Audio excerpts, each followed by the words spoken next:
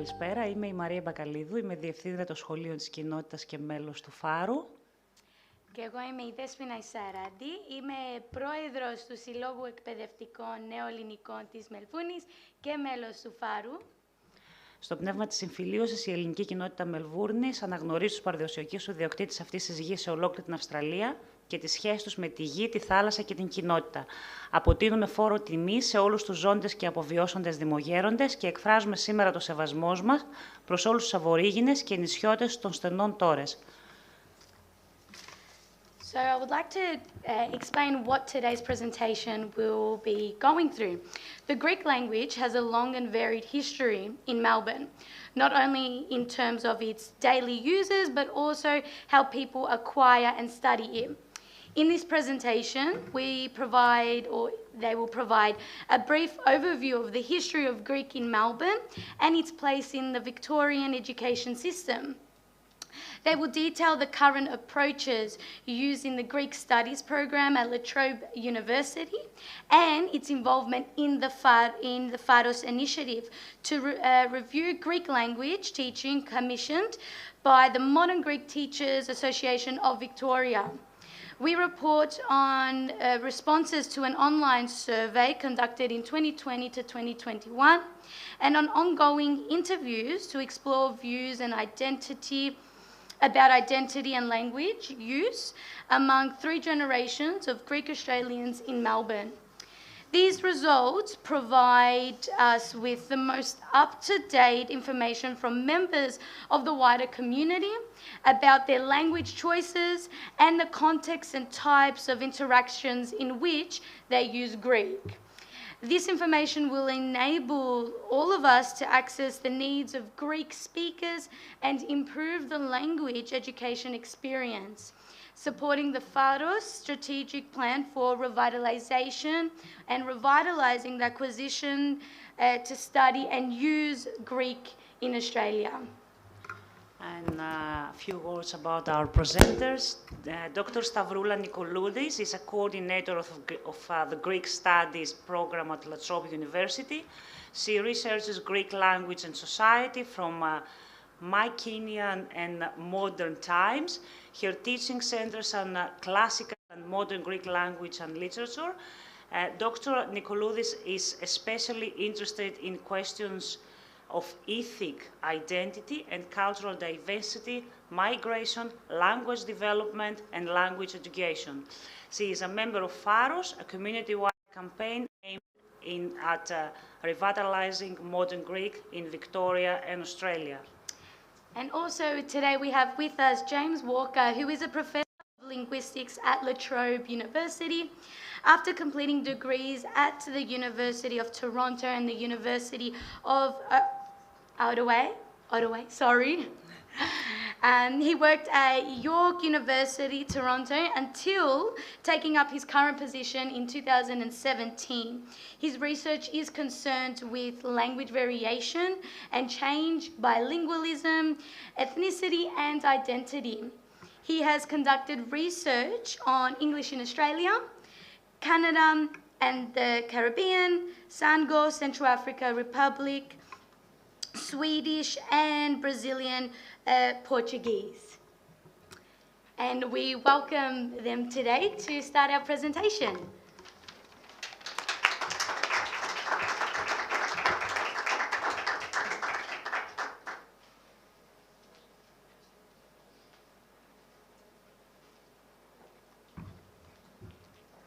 Thank you very much, Maria and Despina. Good evening, everyone. Thank you for being here. We would also like to acknowledge the traditional owners of the lands on which we've gathered tonight, the Wurundjeri people of the Kulin Nation, and we'd like to pay our respects to their elders, past and present. The work of Aboriginal communities around Australia on language revitalisation is a great source of inspiration for us.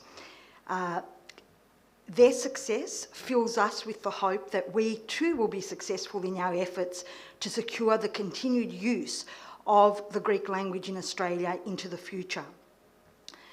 I'd also like to take this opportunity to acknowledge on behalf of La Trobe University's Greek Studies program, our generous benefactor, the late Mr. Anastasios Vasilogiannis. I'd also like to note the recent passing of Mr. Zisis Dardalis, who was instrumental in setting up the Dardalis archives of the Hellenic diaspora. These were individuals who cared very deeply about the future of Greek language and culture in Australia, and we honour their memory and continue their legacy. We thank once again everyone for your support towards the program at La Trobe. And I'd like to note just briefly the most recent donors of prizes and bursaries that helped to make the student experience an even better one. AHEPA Victoria, the Corfu Cooperative Society for their Honours Year Bursary, and Christos Fifis and the George Zangalis family for setting up prizes for excellence in Greek studies that will be awarded to our students over the next few years. Again, we're very grateful for this kind of support, and it makes the experience for students a wonderful one. We thank, of course, the Greek Orthodox community of Melbourne and Victoria, Nick, Costa and the rest of the team for the opportunity tonight to share with you the results of an online survey that we recently conducted. Some of you may have even taken part in it. It forms part of a larger research project in which we are investigating the changes in language use and the views about identity across 3 generations of individuals of Greek background living in Melbourne. Our presentation is divided into 2 parts. First, I'll say a few words about the place of Greek in the education system in Melbourne, Victoria, and I'll speak to you about the Modern Greek Studies program at La Trobe University and the Modern Greek Strategic Plan, which aims to reinvigorate the Greek language in Victoria and Australia. And then Professor James Walker will share with you the findings of the survey that I mentioned about identity and language use. And this survey, of course, will touch on issues of self-identification, fluency and acquisition of the language use, attitudes to language and culture, and perceptions of discrimination. As one of the languages in the Australian curriculum, Modern Greek is linked to a wide-ranging primary and secondary school Greek language learning industry in Melbourne. This consists of English day schools that offer Greek. These include public or government schools and private or independent schools. The VCL, the Victorian School of Languages, which is a government school that offers primary and secondary school students the opportunity to study languages that they're not able to study at their mainstream English school, and after-hours Greek schools independently run by local communities, churches, or private individuals.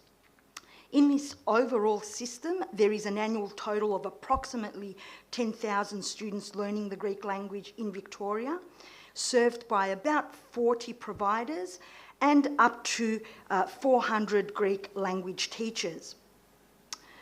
At tertiary level, La Trobe University is the sole provider of language education in Greek language education in Victoria. And last year, we celebrated the 40th year anniversary of the teaching of Greek at the university. Unfortunately, long gone are the so-called golden years of Greek tertiary education. By that I mean the late 1970s, the 80s and the early 1990s, when the Greeks who had first migrated to Australia in the post-World War II period, that is the first generation, were encouraging their children to study Greek.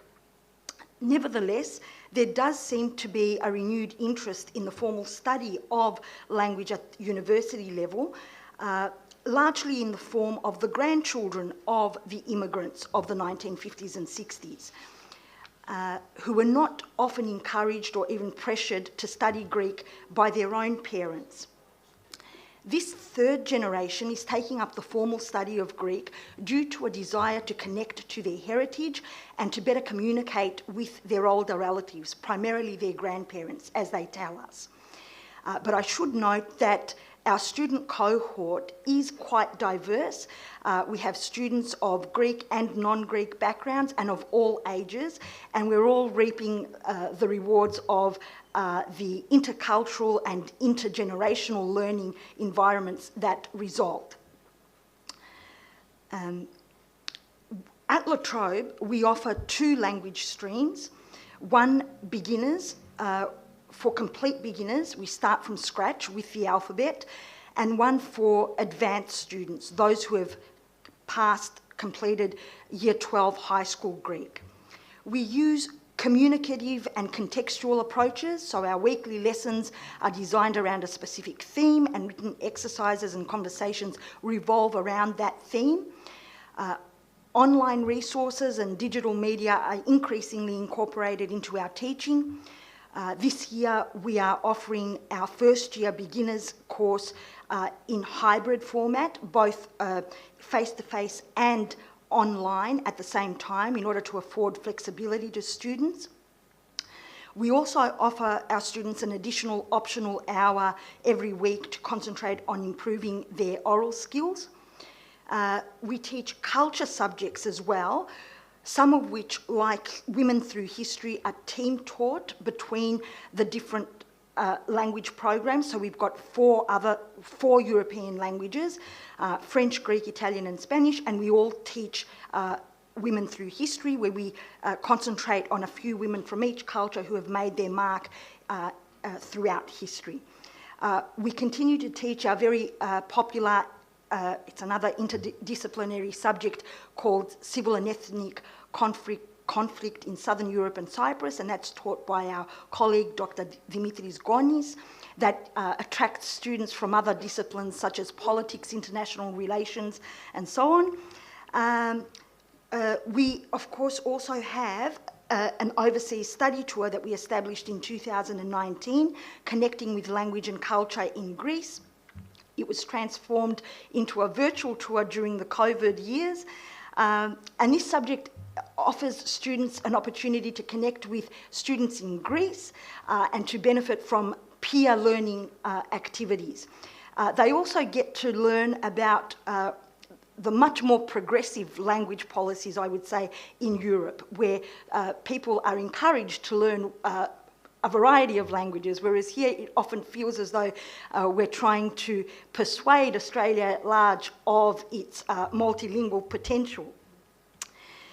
We're also extremely fortunate at La Trobe to have, well, before I say that, let me say that we have also started to establish student internships at businesses and local community organisations as an opportunity to help our students realise that potential of their language and culture skills outside the classroom in the workforce. So we've partnered with multi-service provider Pronia, for instance, local Greek media outlets like 3ZZZ Greek Radio, the Greek Centre here. We've had a few students on internship here.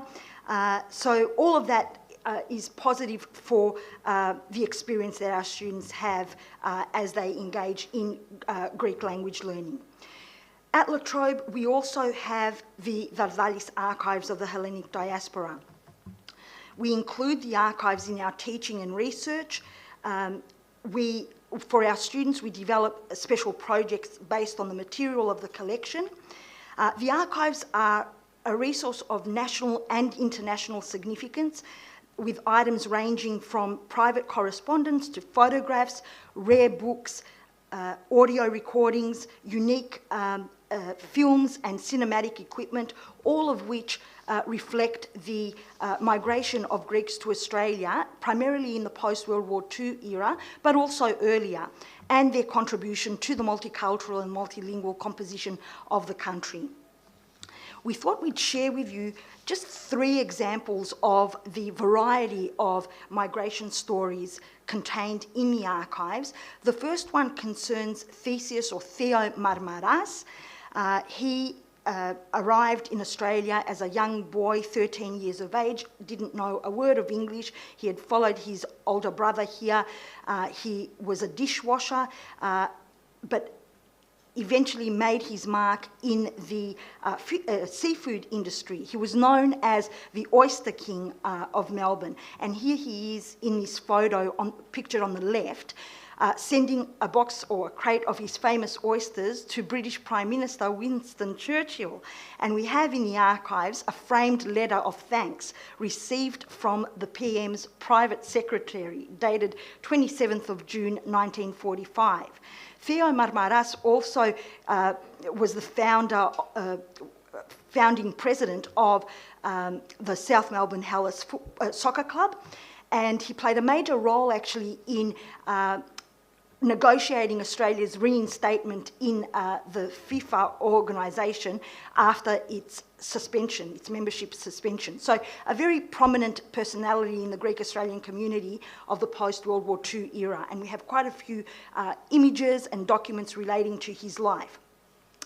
The archives also have information about Alexandra Vrachna, a very well-educated woman born in Constantinople. She arrived here in 1923, originally migrated to Sydney, but relocated to Melbourne after she lost her husband. So she relocated with her children, and here she became the principal of the Greek Orthodox community of Melbourne and Victoria's Greek School. She played a pioneering role in continuing the Greek language during the 1940s, 50s and 60s. And here she is on the left. Well, it's a very well-known photo of the Greek school run at the Evangelismos Church in East Melbourne, 1947, and Alexandra Vrachna is on the far left, if you can just make her out in the corner there, along with a couple of other teachers, of course. Okay, and the third personality that we wanted to just mention is this person, Alfred Couris. He migrated to Australia in 1956 with his wife. He built up a very profitable clothing industry in the centre of Melbourne. So he had several retail stores. And in the interviews that he gave to media in the early 1970s, he explained his frustration at seeing his clients or his customers rushing into his shop at lunchtime with their half-eaten sandwiches hanging out of their mouths as they hurried to try on his shirts before their lunch breaks ended. And this was because that was the only time that they had to do their shopping. Shops were only open on weekdays and they shut at 5:30 in the afternoon. Couris joined forces with a couple of other Melbourne Melbourne City Council members, and he campaigned successfully for the introduction of Friday night shopping in Melbourne in the early 1970s. And just to give you a sense of how relevant these archives are, I remember just before COVID, in one of the class visits that we had conducted, after listening to this story about Alfred Couris, I noticed that one of our students wasn't looking quite right. There was something a little bit off. And I asked, what's wrong? Is there anything wrong? No, that's my grandfather. So who knows how many more connections between our students and the stories in the collection there are to be found. There's a lot of potential here. We're creating teaching material to introduce our students to these stories through their language studies. So for beginners, it's basically vocab building and show and tell kind of activities. For the more advanced students, it's choosing a personality or an event and doing a bit more research on whatever they choose. The archives then are a place where our students can explore and see those personal family stories becoming part of the overall Australian narrative. And it's also a place where they can feel comfortable to explore and navigate, negotiate with their peers their personal and collective identities and sense of belonging. And the last thing that I'd like to mention in my part of the talk is Pharos. In 2019, Professor Joseph Lobianco was commissioned by the Modern Greek Teachers Association to undertake research on the state of the Greek language in Australia. His findings were published in 2021, and he found that we are actually at a very critical point at the moment. If action is not taken now, then we run the risk of not speaking Greek in Australia in the very near future. He proposes a threefold approach to secure the future viability of Greek in Australia, based on capacity, opportunity, and desire. First, there is the need to build capacity. In other words, to ensure that students continue to be able to learn and to use Greek by maintaining and strengthening the existing educational programs that teach Greek at all levels, from preschool right through to tertiary. Second, use of the language is very important in order for it to continue into the future. So we need to create opportunities to enable students to use the language in meaningful real-life contexts beyond the classroom. Students need to experience Greek in a variety of settings through activities designed around sport, music, food, work, and so on. And the third crucial element is cultivating in individuals of all ages and backgrounds the desire to self-identify as speakers of Greek. So bringing students together to experience activities built around the use of the language will create bonds. And these relationships and memories, these positive life experiences, will bring people closer to the language itself. The Pharos Working Party was formed and developed the Modern Greek Strategic Plan. The plan was launched last year, and it will guide the wider community in its efforts to reinvigorate Greek language teaching and learning in Victoria, and hopefully in turn in Australia. As Professor Lobianco emphasises, there is a real chance, if action is taken now, to reverse the language loss that is occurring before it's too late. Some of the initiatives in the plan are already taking place. The student internships, for example, at La Trobe, which were initiated in order to conform to the strategic plan of the university, also fit in very nicely with what is needed for the continuation of the Greek language. Other things like study tours, school trips to Greece, story time in local libraries. There are lots of great initiatives underway already. The key is that for the first time we have a detailed strategic plan that's been developed under the guidance of a scholar who is an expert in the field of education and language revitalisation, and it invites all sectors of the community to join forces and to work together as part of a coordinated response.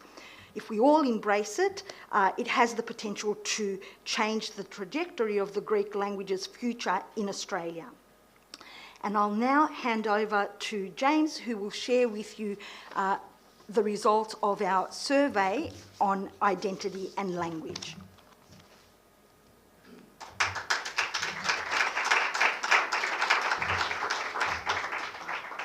Γεια σας, καλησπέρα.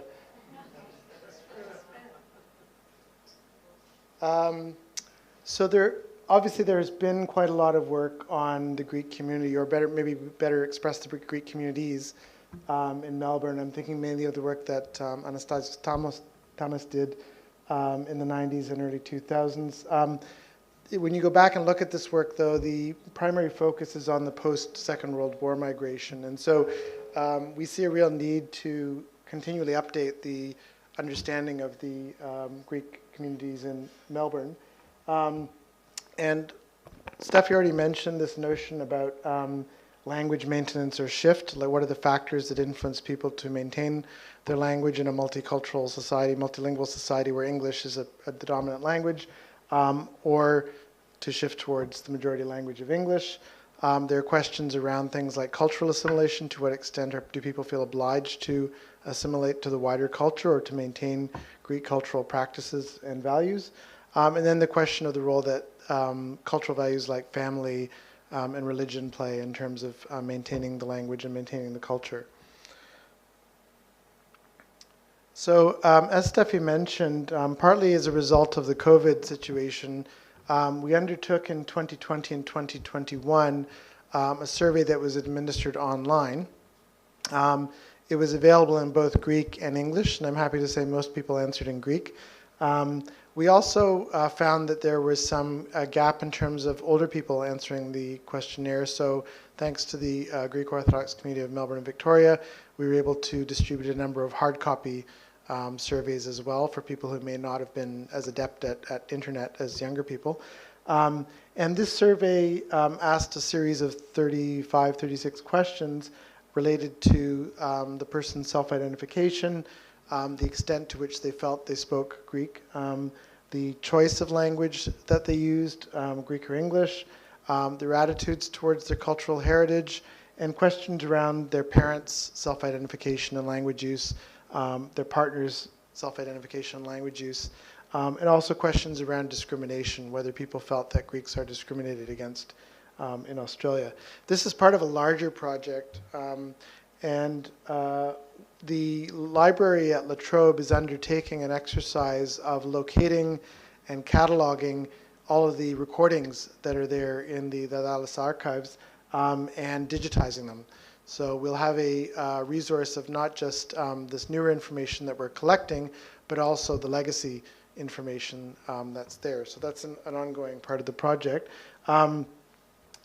She also mentioned that thanks to a small grant from the School of Humanities and Social Sciences at La Trobe, we were able to undertake newer interviews. So this is basically the same sort of questions that are being asked in the survey, but one of the drawbacks of a survey, of course, is that people have a yes or no answer, or they have a single answer, whereas if you ask people in an interview, they can expand upon their answer and give you a bit more rich detail about themselves. And so we were able to employ a number of our undergraduate students at La Trobe to go out and conduct sociolinguistic interviews where they basically would sit down with someone for an hour and a half, 2 hours, however long they wanted to talk to us, to answer questions about themselves, about self-identification, Greek proficiency, about their journey to Australia, about their experiences growing up in Australia, and so on and so forth. So I'm happy to say that at the moment we have 33 interviews conducted. These span 3 different generations, though as you see the distribution is a little bit uneven. We've got some first generation women. We don't really have any first generation men. We have quite a few second generation people and smaller number of third generation people. I should mention most of the interviews were conducted in Greek, so we did encourage people to speak Greek, but some people felt more comfortable speaking English. And of course, as normally happens, people would mix up Greek and English in their interviews. What I'm going to focus on today, and the ages range from 18 to 82, and thanks to another grant small grant from the School of Humanities and Social Sciences, we're in the process of transcribing all of these interviews for later analysis. But what I'm going to focus on today is the results from the survey that we conducted in 2020 and 2021.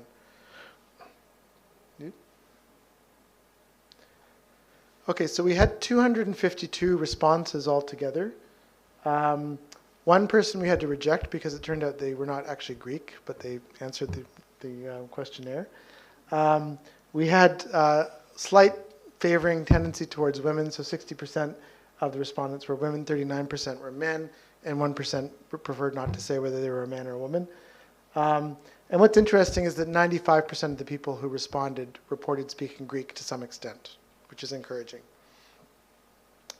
If you look at the distribution of the respondents according to generation and year of birth, so the y-axis is the year that the person is born.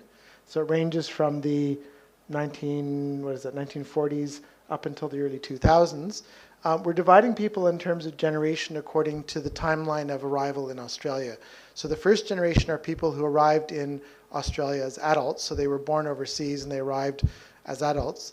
The second generation are people who were the children of those people, so these are people who were born in Australia or arrived at a very young age, like before the age of 5. And then the third generation is the people who are the grandchildren of the people who arrived. So you can see that we actually have quite a nice spread of respondents in terms of ages, in terms of years of birth, and in terms of generations.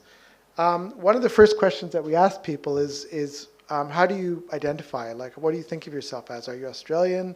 Are you Greek? Are you Greek-Australian? And what's interesting is the vast majority of respondents identified either as Greek-Australian, so about 64% as Greek-Australian, or Australian-Greek, 17%.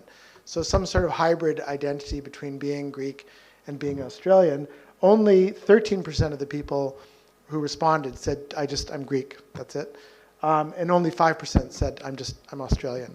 So there's clearly, most of the people who responded have some kind of hybrid identity that's not only Australian, not only Greek, but a hybrid of the two identities.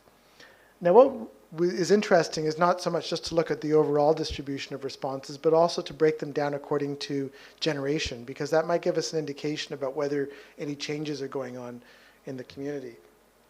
So if we look at self-identification according to generation, so the first bar is the first generation, then second generation, third generation. The red bit is Australian, the blue bit is Greek, the green bit is Australian Greek, and the purple bit is Greek Australian. And you can see that over time, from first to second and third generation, there's a gradual increase towards either identifying as Greek Australian or Australian Greek. So the purple and the green increase as you go from first to second to third generation. There is a decrease with the blue of people identifying as only Greek from the first generation to the second and third generation.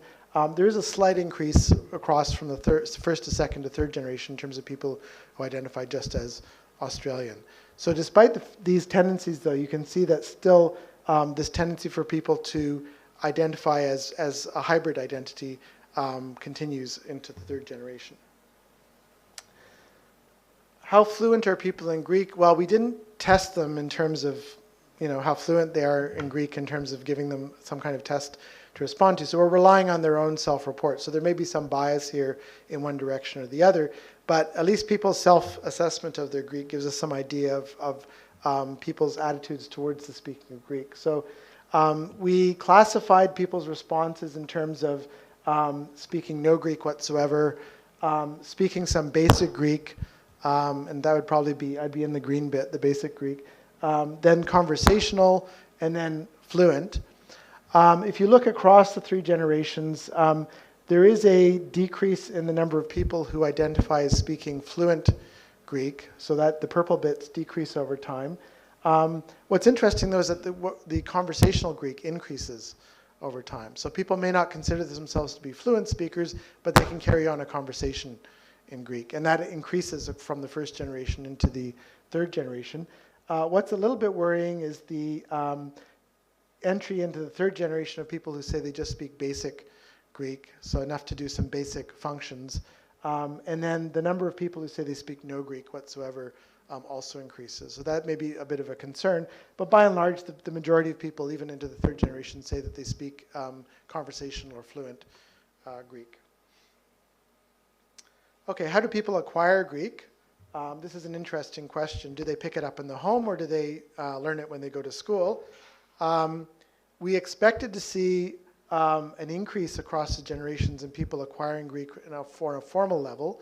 But what we actually find is there's very little change from the first, second, and third generation. So it seems like even now into the third generation, people are acquiring Greek informally. That's not to say that they don't go on then to study it formally, but it seems like the people who acquire Greek formally first are in the minority, even into the third generation. So that suggests that there is still a lot of use of Greek in the home.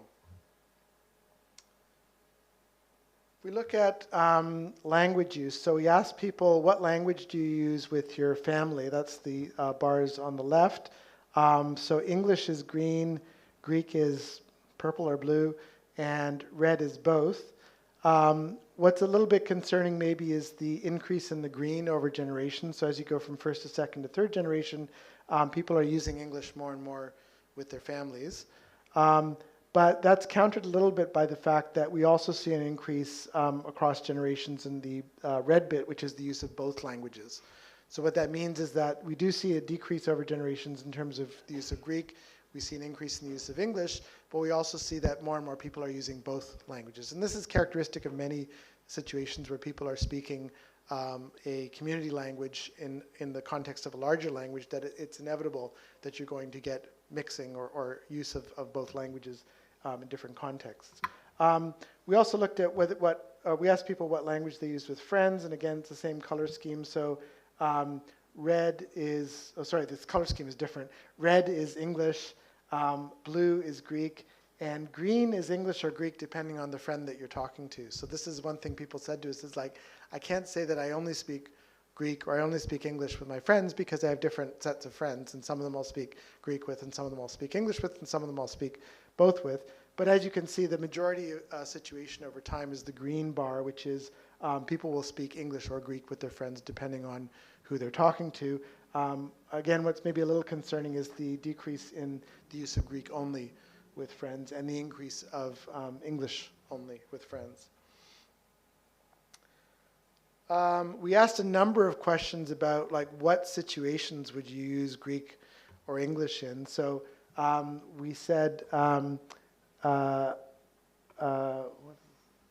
things like when I'm angry, when I'm talking about something personal, when I'm talking to my parents, when I'm talking to my grandparents, when I'm talking to my kids, when I'm yelling at my kids, when I'm talking to my grandchildren. I put in the yelling question because I used to live in Northcote, and most of the time that I heard Greek was people yelling at their kids in the supermarket. But oddly enough, in terms of the differences across generations, things like when you're angry or when you're talking about something personal doesn't seem to increase the use of Greek. The most interesting result here, I think, was the question around talking to the grandparents. So as you get from the first to second to third generation, obviously people in the first generation wouldn't still be talking to their grandparents. Their grandparents have likely passed on.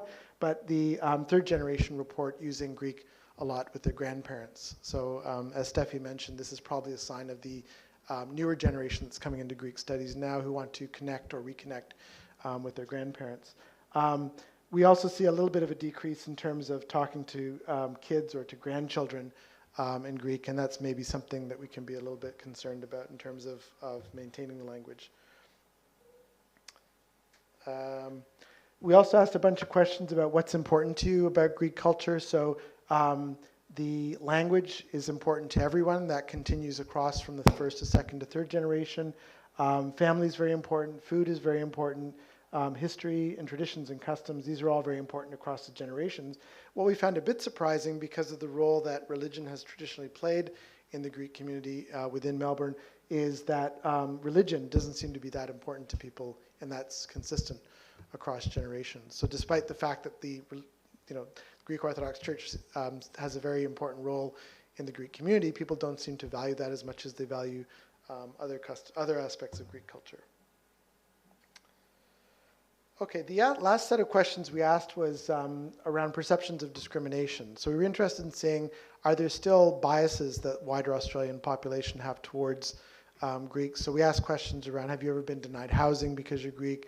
Have you ever been denied a job because you're Greek? Or just in general, do you feel that Greeks are discriminated against? And we combined all of these responses into the analysis, and we had expected to see a decline over time, because certainly the first generation reported in earlier times there was a lot of discrimination against Greeks, and you would expect to see that go down, but this seems to be constant across the generation. So again, this is something that's a little bit concerning. If the current generation still feels that there is a certain level of discrimination against Greek people, we'd be interested in knowing where that's coming from, or what types of discrimination they're experiencing, and to what extent that plays a role in terms of their attitudes towards their identity as Greek Australians and things like their use of the Greek language.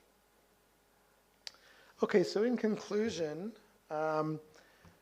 we see that there's a range of self-identification of Australians of Greek background, but the majority report a hybrid identification of some sort. We do see the Greek language maintained to different degrees, so there is some hope, some optimism that the language will continue, but there are some indications that maybe people shouldn't be complacent about that. We need to maybe take some steps to ensure that it continues to be used. But we see from people's attitudes that Greek language continues to be an important part of Greek Australian identity. So perhaps we can build upon that to encourage the use of the Greek language. There are perceptions of discrimination, and these present challenges to younger Greek Australians, so it'd be interesting to know what exactly this discrimination is, and if there are steps that we can take to try to mitigate that. We are entering into this survey and these interviews for a number of different reasons. As Steffi mentioned, my background is linguistics, specifically sociolinguistics, so I'm interested in language use generally, especially in a situation like Greek in Melbourne in an English-speaking environment, and see what are people doing with the language. So are they maintaining the language? Are they mixing it up with English? But we also are interested in practical, for practical reasons in terms of trying to understand better what the needs of younger people are in terms of their use of and acquisition of the Greek language. So we're trying to make use of the results of this study to design classes that can better accommodate these changing needs of younger Greek Australians. We note that despite the fact that there seems to be a decrease in the proficiency of Greek over generations, language is still a prominent identity marker, and we can maybe make use of this as a motivation for younger people to cultivate this as part of their language use. We also want to be able to create opportunities for students to use Greek outside of the classroom, so it's not very much good to learn Greek if you're only using it in the classroom at the university. So want to create opportunities. Steffi mentioned the study abroad subject that we offer every other year in December, but that gives students an opportunity to use Greek in Greece, but it'd be great to give them opportunities to use Greek in Melbourne as well. And this will ensure the continued acquisition, study, and use of Greek in Australia. Σας ευχαριστούμε.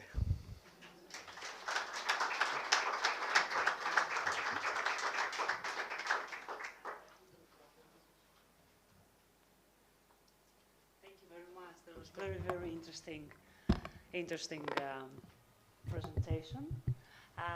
We will allow some time for a couple of questions for our presenters. Steffi, άμα θέλεις να έρθεις εδώ. Any questions? Εγώ θα μεταφέρω το μικρόφωνο. We have time for a couple of questions if you would like to ask Steffi or James. Theo.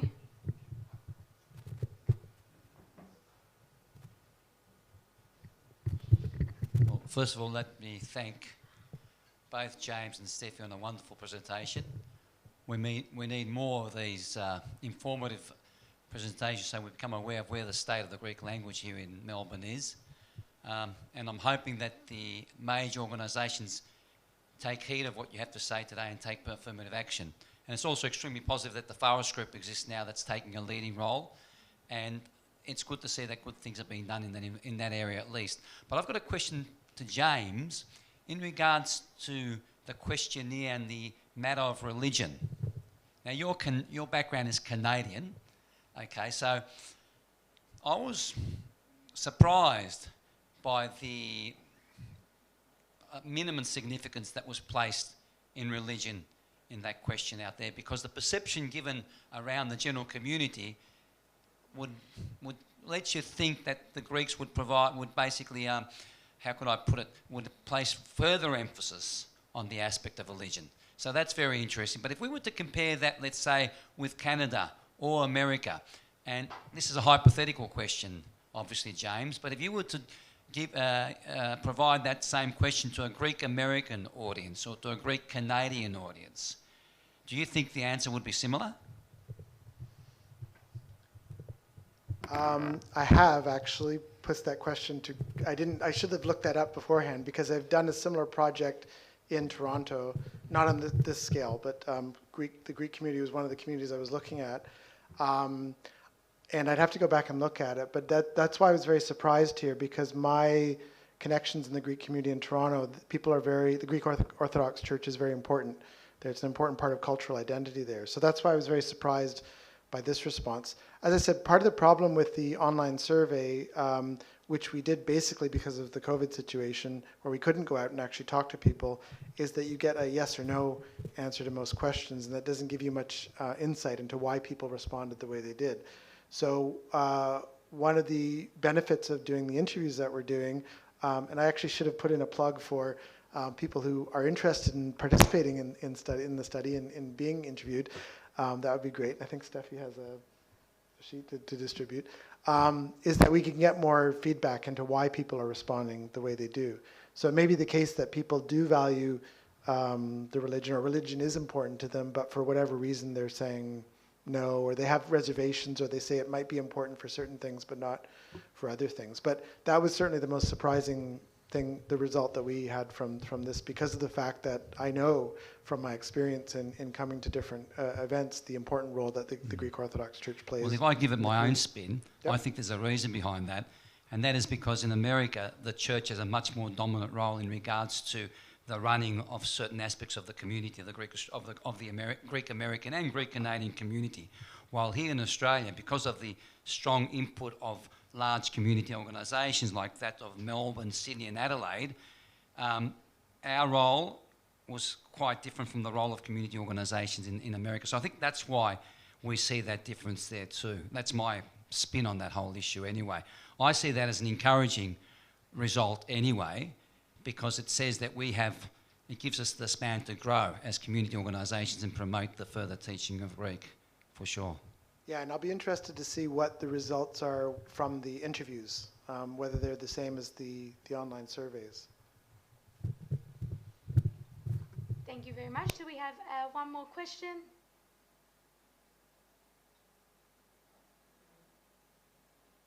No? One more? Yes. One.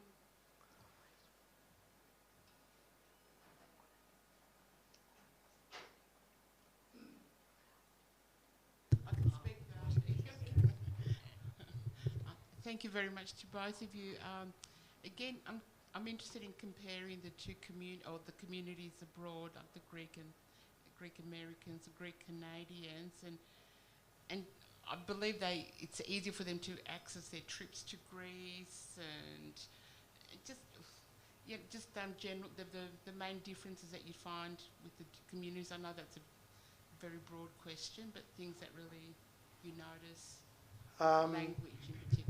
There are a lot of similarities, obviously, and we have a colleague at Simon Fraser University in Vancouver who came here 4 years ago to give a talk, and he has developed an online archive called Imigrek of Greek interviews with Greek Canadians talking about their experiences migrating to Canada from Greece. And so having heard stories from people about their migration experiences to Australia, obviously the distance is longer, but from a cultural perspective, obviously it's very similar, because a lot of these people were coming as kids, making these long journeys by themselves to join up with like family they hadn't seen for years, into a place where they didn't speak the language and had to learn the language and accommodate very quickly. So there's that aspect. The other thing about Canada, of course, is that there's a large Greek community in Montreal where the dominant language is French rather than English. So that's another factor that's involved. But certainly there is a Greek neighborhood. I don't know if you've been to Toronto. There is a Greek neighborhood in Toronto called the Danforth, and you go there and you see signs up saying, "Oh, those Danforth," and things like that, where it's got signs in Greek, and there are lots of. If you've ever seen the movie My Big Fat Greek Wedding, that was filmed in Toronto, so that all of the street scenes are basically on the Danforth in Toronto, which is the Greek area. So I do see a lot of similarities there, but as you point out, it's a lot easier to get to Greece from Eastern Canada than it is from Australia. So I imagine that nowadays, especially with lots of flights and things, that it's easier to maintain family connections and maintain the language. But I know from talking to my colleague at my previous university, York University, that the community is facing a lot of the similar issues around language maintenance that are being faced here, that there is a lot of pressure to assimilate linguistically to English, and that it's difficult to motivate people to speak Greek to their kids and for the kids to keep speaking Greek. And so this is the issue again about, I see a lot of similarities in terms of concerns, I won't say challenges, concerns around Greek language maintenance, but also similar opportunities.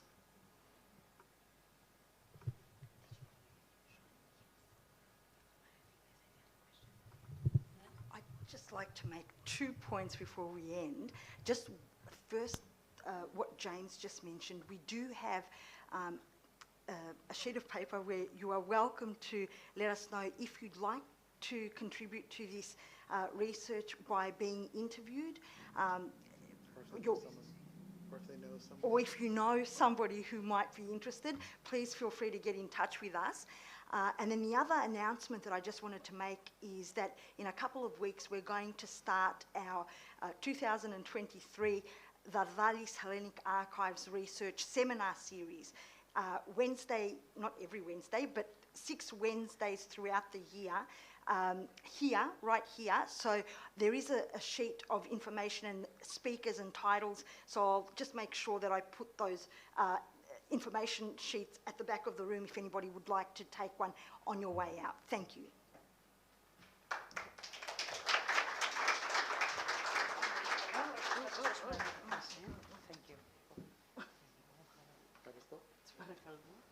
Oh, thank you very much. Thank you. Thank you. We would like to thank the Ithacan Philanthropic Society for the kind donation that makes seminars like this possible. During the course of the year, considerable expenses are incurred in staging the seminars. In order to migrate this cost, individuals or organizations are invited to donate against a lecture of their choice. Thank you.